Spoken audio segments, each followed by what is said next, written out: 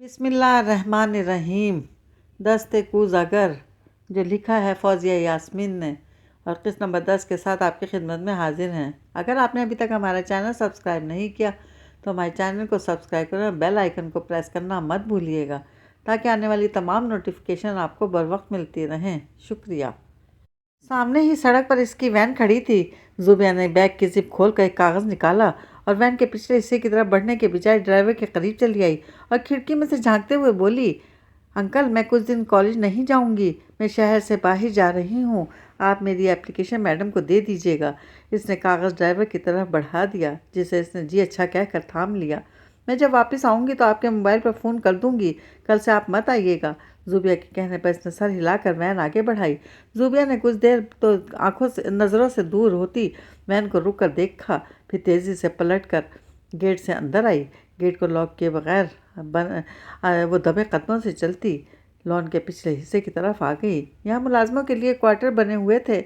वसी और इस रकबे पर बनी इनकी बड़ी शानदार कोठी और सर्वेंट क्वार्टर तादाद भी बहुत थी। इतने मुलाजिम भी नहीं थे जितने क्वार्टर बने हुए थे।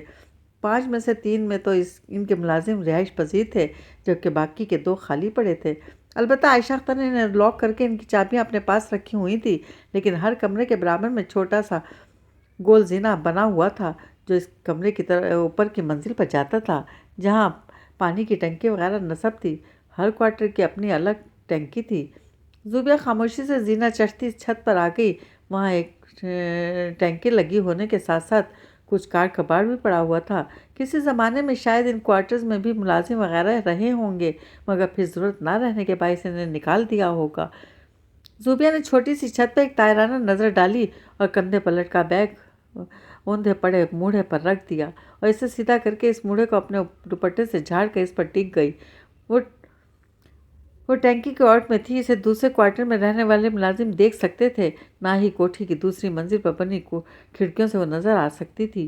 बड़े सुकून से इसने टैंकी की दीवार से टेक लगाकर आंखें मूंद लीं। इसे बहुत सुकून महसूस हो रहा था। हालांकि इसके लाशुर में कहीं ये सवाल हलकोले ले रहा था कि आखिर ये सब कब तक चलेगा। एक न एक दिन तो इसे कॉलेज जाकर इन सब का सामना करना ही होगा, मगर वो फ़िलहाल इस एक दिन के बारे में सोचना नहीं चाहती थी। इसे तो इतना मालूम था कि आज वो इस सारी अजियत से बच गई थी जो इन सब से मिलकर इसे सहनी पड़ती।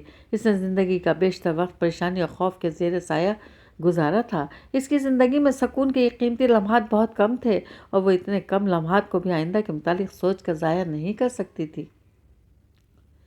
इधर नमल गाड़ी को तेज़ी से अजमत खलील के ऑफिस की तरफ दौड़ा रही थी। इसने रास्ते से ही सुंबल और रोमिला को फ़ोन करके बता दिया था कि उसके इंतज़ार में ना बैठें, वो आज इन्हें पिक नहीं कर सकेगी, बल्कि हो सकता है वो आज जा ही ना सके। अपने ना जाने की तफसील तो इसने नहीं बताई, बस इतना कह दिया कि अब्बू से कुछ ज़रूरी काम है। सुंबल तो इसका फ़ोन सुनकर मुतमईन हो गई कि अब जाना नहीं पड़ेगा। अलबत्ता रोमिला ने कह दिया कि इसे इब्रार भाई छोड़ देंगे, चाहो तो तुम भी छुट्टी कर लो, क्योंकि सुंबल भी नहीं जा रही। नमल ने एक हाथ से स्टीयरिंग घुमाते हुए मुख्तसरन कहा, नहीं, बिलावजह छुट्टी करने की क्या ज़रूरत है, और सुंबल को भी फ़ोन कर दूंगी कि मैं इसे लेने आ रही हूँ, तो इसे भी चलना ही पड़ेगा। रोमिला ने इत्मीनान से कहा और अलविदाई कलमात कहकर फ़ोन बंद कर दिया। ऐसी को आपको हमारी वजह से ख्वाह तकलीफ़ हो रही है, वो लड़की नमल को देखते हुए कदर शर्मिंदगी से बोली। ऐसी कोई बात नहीं, यूनिवर्सिटी ही जाना था तो वहाँ मैं आपको अब्बू से मिलवा कर चली जाऊंगी, नमल ने मुस्कुराते हुए कहा। नमल के बराबर वाली सीट पर बैठी थी, जबकि इसकी वालदा पिछली सीट पर। इसके भाई का नाम क्या है? आपके भाई का नाम क्या है? नमल ने पूछा। इसका नाम हशाम है और मेरा नाम शमाइला, इसने तारुफ कराने के अंदाज में कहा। आप मुझे अपने भाई की सरगर्मियों के बारे में तफसील से बताएं और ये मत सोचेंगे ये सब पूछने के पीछे मेरा मतलब क्या है। मैं इस पर शक नहीं कर रही, मैं इसे जानती भी नहीं, अलबत्ता मैं इसके बारे में कोई राय भी कायम नहीं कर सकती। लेकिन एक बात मैं ज़रूर कहूँगी कि आप प्लीज़ माइंड मत कीजिएगा। पुलिस ने अगर आपके भाई को अरेस्ट किया है तो हो सकता है इसके खिलाफ कुछ शवाहिद वगैरह मिले हों। हम आपके भाई का पता लगाने की पूरी कोशिश करेंगे। पुलिस को इस तरह गायब कर देने का कोई हक नहीं है, मगर मेरे कहने का मतलब सिर्फ इतना है कि आपका भाई अगर मुजरिम निकला या पुलिस के पास इसके खिलाफ सबूत वगैरह हुए तो हो सकता है अब्बू इसकी कोई मदद ना कर सकें, क्योंकि अब्बू जो भी करते हैं कानून के दायरे में रहकर करते हैं। फिर ज़ाहिरी बात है वो एक मुजरिम की मदद कैसे कर सकते हैं, और ना ही करेंगे। نمل نے بڑے ہی ٹھنڈے لہجے میں اور دھیمی آواز میں بڑی لمبی تفصیل بتائی۔ دراصل جب اس نے انہیں عصمت خلیل سے ملوانے کی بات کہی تو ان کے چہرے پر پھیلتی روشنی اس بات کو چیخ چیخ کر اعلان کر رہی تھی کہ انہوں نے عصمت خلیل کے نام سے بہت امیدیں باندھ رکھ لی ہیں، جبکہ خود نمل انسانوں سے لگانے کی قائل نہیں تھی۔ وہ نہیں چاہتی تھی کہ وہ پہلے ہی بہت کچھ سوچ لیں اور پھر نتیجہ ان کے توقع کے مطابق نہ نکل سکے تو انہیں صدمہ ہو۔ اس سے بہتر تھا وہ پہلے ہی ذہنی طور پر تھوڑا تیار رہیں کہ حالات کے ان کے موافق ہونا آسان بھی نہیں ہے۔ آپ بالکل صحیح کہہ رہی ہیں۔ عصمت خلیل صاحب کے بارے میں نے جو کچھ سنا ہے اس کی روشنی میں اتنا ضرور کہہ سکتی ہوں کہ وہ کبھی بھی کسی مجرم کے ساتھ نہیں دیں گے۔ آپ اطمینان رکھیں، میرا بھائی مجرم نہیں ہے، اور یہ میں اس لیے نہیں کہہ رہی کہ میں اس کی بہن ہوں، بلکہ میں اس لیے کہہ رہی ہوں کہ اسے بہت قریب سے جانتی ہوں۔ وہ بہت اچھا ہے، آج کل کے لڑکوں والی کوئی بھی معیوب عادت نہیں ہے، بہت نمازی اور پرہیزگار ہے۔ اسے بچپن سے ہی احساس ہے کہ ہماری ماں نے ہم دونوں کو کتنی مشکلوں اور پریشانیوں سے پالا ہے۔ اس کا زیادہ وقت صرف پڑھنے میں گزرتا ہے، بچپن سے فرسٹ آتا ہے۔ پچھلے سال میٹرک میں نے پورے بورڈ میں چوتھی پوزیشن لی تھی۔ وہ اس لیے جیل میں نہیں ہے کہ اس نے کچھ کیا ہے، بلکہ وہ اس لیے قید ہے کہ وہ ایک غریب علاقے کے کچے پکے گھر میں رہتا ہے جس کی بیک پر بہت بڑی پاور تو کیا سر پر باپ کا سایہ بھی نہیں ہے۔ شمائلہ کی آواز روندنے لگی تھی اپنے بھائی کا ذکر کرتے ہوئے۔ نمل کو شرمندگی ہوئی، اس نے اس طرح کیوں کہہ دیا؟ پچھلے ایک ہفتے سے وہ جس ذہنی اذیت اور کرب سے گزر رہی تھی، ایسے خدشات میں گھرے تھے، اس کا احساس کرتے ہوئے تو نمل کو انہیں تسلی دینی چاہیے تھی، نہ کہ انہیں امید باندھنے سے ہی روک دیا۔ اگر ایسی بات ہے آپ کا بھائی اتنا اچھا ہے تو یقین رکھیں اس کے ساتھ کچھ برا نہیں ہوگا، نمل نے دلاسا دیتے ہوئے کہا، اور واقعی وہ بھیگی پلکوں کے ساتھ مسکرا دی۔ کچھ دیر بعد وہ ان دونوں کے ساتھ عصمت خلیل کے شاندار آفس میں موجود تھیں۔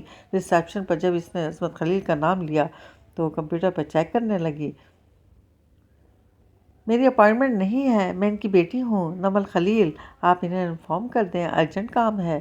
نمل کے کہنے پر اس نے پاس رکھا ریسیور اٹھا کر اندر اطلاع کی اور اسے مخاطب کرتے ہوئے بولی، آپ اندر جا سکتی ہیں۔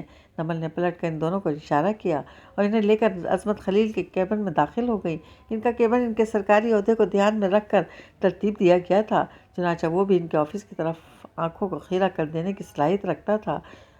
وہ تینوں ایئر کنڈیشن کار سے اتر کے یہاں آئی تھیں، پھر بھی ان کے کیبن میں اے سی کولنگ میں قدم رکھ کر انہیں ایسا لگا جیسے وہ کسی کمرے کے بجائے کسی فریزر میں چلے آئے ہوں۔ نمل خیریت تو ہے؟ کیا ہوا تم یہاں اس طرح؟ عصمت خلیل سے دیکھتے ہوئے بولے، ہمارے گھر میں سب خیریت ہے، دراصل یہ دونوں آپ سے ملنا چاہ رہی تھیں۔ نمل نے دیوار سے لگے ایک بیش قیمت صوفے پر بیٹھنے کا اشارہ کیا اور خود ان کی ٹیبل کے نزدیک چلی آئی۔ عصمت خلیل جو بڑے غور سے اسے دیکھ رہے تھے، ان دونوں عورتوں پر ایک نظر ڈال کر حیرانی سے بولے، کون ہیں یہ؟ نمل نے ان کے پوچھنے پر مختصر الفاظ میں انہیں ان دونوں کی پریشانی کے متعلق بتایا۔ عصمت خلیل کی حیرانی واضح طور پر ناگواری میں تبدیل ہو گئی، ان کی پیشانی پر ان گنت شکنیں پڑ گئی تھیں۔ یہ وہ بات تھی جس کے لیے تم نے ریسیپشنسٹ سے کہا کہ بہت ارجنٹ ہے، انہوں نے دانت پر دانت جماتے ہوئے کہا۔ نمل صرف انہیں دیکھ کر رہ گئی اور کبھی اس طرح ان کے آفس نہیں آئی تھی۔ اس کے اچانک آنے اور ایسا پیغام دینے پر انہوں نے فوراً سے طلب کر لیا، جبکہ اب اس کی شکل سے صاف ظاہر تھا کہ وہ سب یہاں آفس میں ڈسکس کرنا نہیں چاہ رہے۔ آخر انہوں نے اتنا بڑا ٹرسٹ کھول رکھا تھا تاکہ لوگ اپنی تکلیفیں لے کر وہاں جائیں، اپنے آفس میں انہیں رش لگانے کا کوئی شوق نہیں تھا۔ نمل ان کے موڈ کو سمجھتے ہوئے دھیمی آواز میں بولی، ابو ان کا بھائی ایک ہفتے سے پولیس کی حراست میں ہے، ایک ہفتے سے۔ انہوں نے آپ کے ٹرسٹ میں بھی اپلیکیشن دی مگر وہاں سے اسے کوئی رسپانس نہیں ملا۔ آپ پلیز اتنا تو پتہ کر دیں کہ وہ کون سی جیل میں ہے، ان ماں بیٹی کی بے چینی میں کچھ تو کمی آ جائے گی، نمل نے التجائی انداز میں کہا۔ عصمت خلیل نے جس طرح لب بھیجے تھے اس سے صاف ظاہر تھا انہوں نے بمشکل خود کو کوئی سخت بات کہنے سے روکا ہے۔ نمل اچھی طرح جانتی تھی انہوں نے خود پر اتنا ضبط کیوں کیا ہے۔ اگر ان کا گھر ہوتا تو اب تک نمل کی کتنی ہی صلاحاتیں سنا چکے ہوتے۔ اس وقت انہوں نے آفس میں ہونے کا لحاظ کر لیا تھا، جو محض قہر بھری نظروں سے نمل کو دیکھ کر رہ گئے۔ پھر ان خاتون کی طرف متوجہ ہوتے ہوئے حتی الامکان اپنے لہجے کو قابو میں رکھتے ہوئے بولے، بہن جی آپ بالکل بے فکر رہیں، آپ کے مسئلے کا میں آج ہی نوٹس لوں گا۔ آپ اپنے بیٹے کی تصویر کے ساتھ اس کے سارے کوائف لکھ کر میرے ٹرسٹ میں جمع کرا دیں۔ عصمت خلیل کے کہنے پر اماں اٹھ کر ان کے شیشے کی شاندار میز کے قریب چلی آئیں۔ آپ کے ٹرسٹ کے آفس میں ہم شام کی تصویر، نام، عمر سب دے چکے ہیں، مگر وہاں پریشان حال لوگوں کی اتنی لمبی فہرست ہے کہ ہمارا نمبر آنے تک تو میرا شام بوڑھا ہو جائے گا۔ تو اماں ہم بھی کیا کر سکتے ہیں؟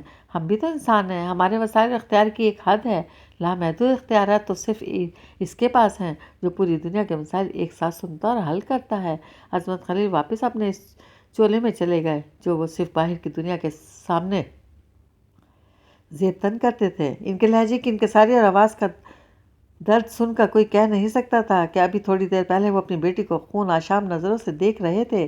اماں کے اٹھ کر قریب چلے آنے پر ان کی آواز کی تیزی ایسی نرمی میں تبدیل ہو گئی تھی جیسے زندگی میں کبھی انہوں نے کسی سے سختی سے بات نہ کی ہو۔ ان کی بات سن کر اماں اب دیدہ ہو گئیں۔ ہاں وہ تو ہے، آپ لوگ بھی انسان ہیں۔ ہر ایک کی شکایت سن کر اسے فوراً دور کرنا واقعی ناممکن ہے۔ آپ کو ادارہ تو بہت محنت کر رہا ہے۔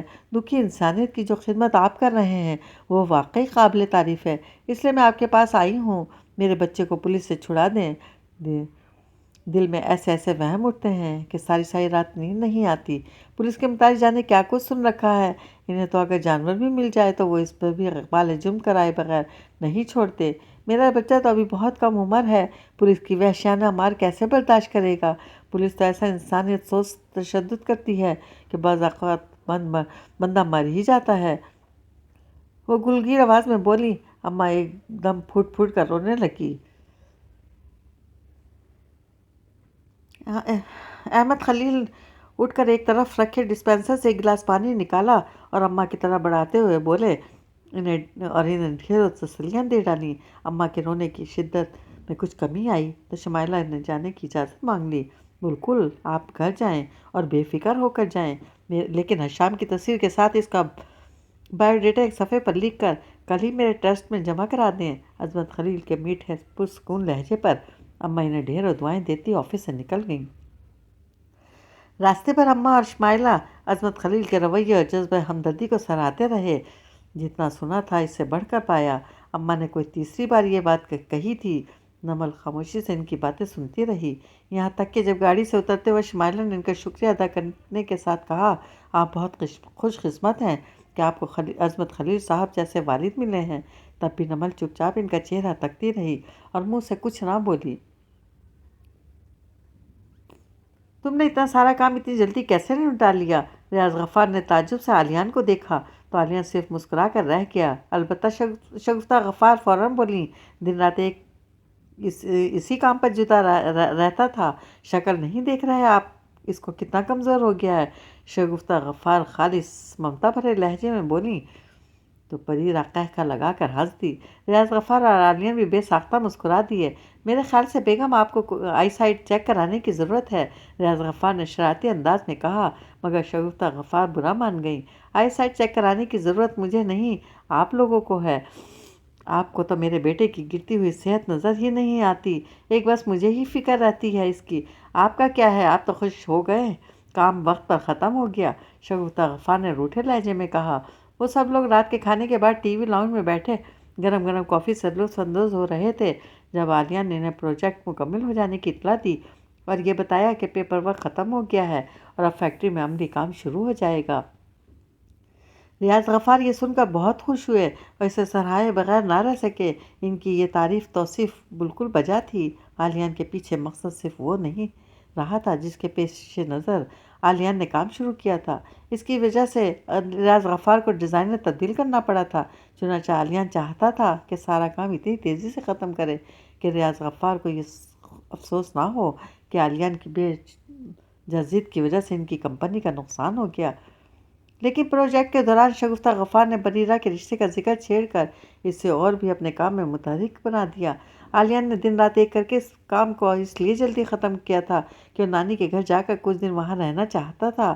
حامدہ اس کے ماحول کو پرکھنے کے لیے 2-4 دن کم تھے یا زیادہ اس کا علم تو عالیان کو نہیں تھا، مگر اس سے زیادہ طویل قیام وہ کر بھی نہیں سکتا تھا۔ وہ پہلے کبھی اس طرح نانی کے گھر جا کر نہیں رہا تھا۔ بچپن میں چھٹیاں گزارنے وہاں جاتے تھے، مگر بڑے ہونے کے بعد ایسا اتفاق کافی عرصے سے نہیں ہوا تھا۔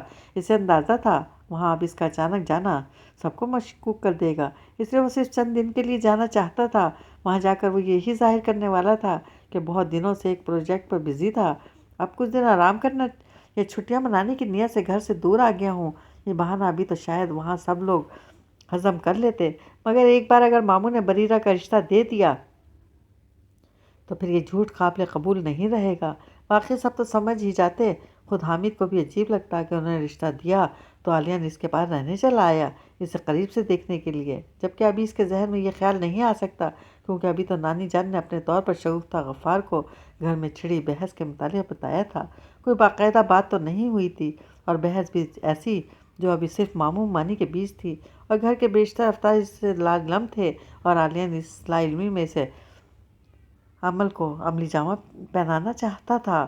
ڈیڈی کا کام تو واقعی وقت پر ختم ہو گیا ہے، میں سوچ رہا ہوں کچھ دن کے لیے کہیں چلا جاؤں۔ عالیہ نے کافی کا سپ لیتے ہوئے پرسوچ انداز میں کہا۔ ہاں ہاں کیوں نہیں، اچھا ہی ہے، تھوڑا چینج ہو جائے گا، مگر تمہارا پاسپورٹ تو رینیو کے لیے گیا ہوا ہے۔ ریاض غفار نے فوراً مان جانے پر عالیہ نے مطمئن انداز میں ہنس دیا۔ میرا ملک سے باہر جانے کا کوئی ارادہ نہیں ہے، بس 2-3 دن کے لیے ہی تو جانا ہے۔ میں سوچ رہا ہوں نانی کے گھر چلا جاؤں اور کل صبح ہی نکل جاؤں۔ ارے ہاں ممی، میں بھی بھائی کے ساتھ نانی کے گھر جاؤں گی، میں آپ کو بتانا ہی بھول گئی، عالیان بھائی نے تو مجھ سے پہلے ہی ذکر کر دیا تھا۔ بریرہ ایک دم یاد آنے پر جوش میں آتے ہوئے بولی۔ شگفتہ غفار نے گھور کر بریرہ کو دیکھا، پھر اسی برہمی بھرے تاثرات کے ساتھ عالیان کو دیکھتے ہوئے پوچھنے لگیں، تم اسے بھی اپنے ساتھ لے کر جانا چاہتے ہو؟ ہاں جی نہیں، وہ عالیان کی سمجھ میں نہ آیا کیا کہے، تو بریرہ کہنے لگی، جی ممی، بھائی مجھے بھی اپنے ساتھ لے جانا چاہ رہے ہیں۔ بریرہ کا اعتماد دیکھنے سے تعلق رکھتا تھا۔ پہلے کچھ سلیقہ تو سیکھ لو، پھر وہاں جانے کی بات کرنا۔ شگفتہ غفار ڈپٹ کر بولی، ممی میں اپنی نانی کے گھر جانے کی بات کر رہی ہوں، کسی کوکنگ کمپٹیشن میں تھوڑا، جو آپ سلیقہ سیکھنے کی بات کر رہی ہیں۔ بریرہ صاف انکار پر منمنا کر بولی، تو ریاض غفار بھی اس کی حمایت کرتے ہوئے بولے، ہاں بھائی، وہ کوئی کریلوں کا کسٹرڈ تھوڑی بنانے جا رہی ہے اپنی نانی کے گھر۔ ریاض غفار نے اس کی طرفداری بھی اس طرح کی کہ وہ موڈ آف کر کے انہیں دیکھنے لگی۔ میں اس وقت کسی مذاق کے موڈ میں نہیں ہوں، شگفتہ غفار سنجیدگی سے بولیں، تو بظاہر ریاض غفار نے بھی سنجیدگی سے کہا، اگر مذاق کے موڈ میں نہیں ہو تو کیوں اتنا بڑا مذاق کیا؟ کیسا مذاق؟ شگفتہ غفار چونکی۔ یہی کہ پہلے کچھ سلیقہ سیکھ لو، پھر وہاں جانے کی بات کرنا۔ ایسی شرط رکھنا جو زندگی بھر پوری نہ ہو سکے، مذاق ہی تو ہے ڈیڈی، بریرہ خفگی سے چلائی، جبکہ عالیان اور ریاض غفار ایک ساتھ قہقہ مار کر ہنس دیے۔ جائیں، میں نہیں بولتی۔ بریرہ نے ہاتھ میں پکڑا مگ میز پر رکھ کر باقاعدہ ان کی جانب سے رخ موڑ لیا۔ بھئی یہ کیا بات ہوئی؟ اتنا خراب سینس آف ہیومر؟ ریاض غفار نے اسے منانے کے لیے اس کا رخ اپنی جانب موڑنا چاہا، مگر وہ بدستور خفا بھیٹی رہی، تو ریاض غفار سوالیہ انداز میں بیوی اور بیٹے کو دیکھنے لگے۔ شگفتہ غفار نے فوراً سر نفی میں ہلا دیا۔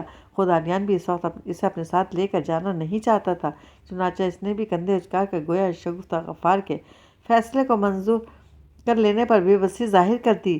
بھئی ہم تو اپنی بیٹی کو اپنے ساتھ دبئی لے جانے کا سوچ رہے تھے، مگر یہ تو ہیں آپ کا دبئی جانے کا پروگرام بن رہا ہے۔ بریرہ سے اتنا بھی برداشت نہ ہوا کہ ان کا جملہ ہی پورا ہونے دیتی، اور فوراً چہک کر بولی، ابھی تو بن رہا ہے، دیکھو کب عمل میں آتا ہے۔ مگر آپ تو وہاں جانے کی بجائے، نہیں میں آپ کے ساتھ چلوں گی، نانی کے گھر تو پھر کبھی بھی جا سکتی ہوں، لیکن پروگرام فائنل ہو جائے تو مجھے پہلے سے بتا دیجیے گا، میں نے اپنی جتنی بھی دوستوں کو ادھار دے رکھے ہیں ان سب سے واپسی کا مطالبہ کر دوں، آخر دبئی جا کر شاپنگ بھی تو کرنی ہوگی۔ بریرہ کا آف موڈ ایک دم خوشگوار ہو گیا تھا، اور کیوں نہ ہوتا، اس گھر کا کوئی بھی فرد زیادہ دیر اس کے چہرے پر اداسی دیکھ ہی نہیں سکتا تھا۔ عالیان بریرہ کی طرف سے مطمئن ہو کر فوراً وہاں سے اٹھ گیا۔ ایسی کوئی لمبی چوڑی تیاری تو اسے کرنی نہیں تھی، بس 2-4 کپڑے بیگ میں رکھنے تھے۔ عموماً اس کا بیگ بھی تیار ہی رہتا تھا، اس میں 1-2 چیزوں کی کمی بیشی ہی کرنی تھی، اس لیے اپنے کمرے میں آ کر وہ 20 منٹ میں ہی پیکنگ سے فارغ ہو کر سونے لیٹ گیا۔ کل صبح اس کا گھر سے نکلنے کا ارادہ تھا۔ اس نے اپنے 4 وہیل کا پانی اور پیٹرول سب چیک کر لیا تھا، وہ کل ایسی ہی سواری میں وہاں جانے والا تھا۔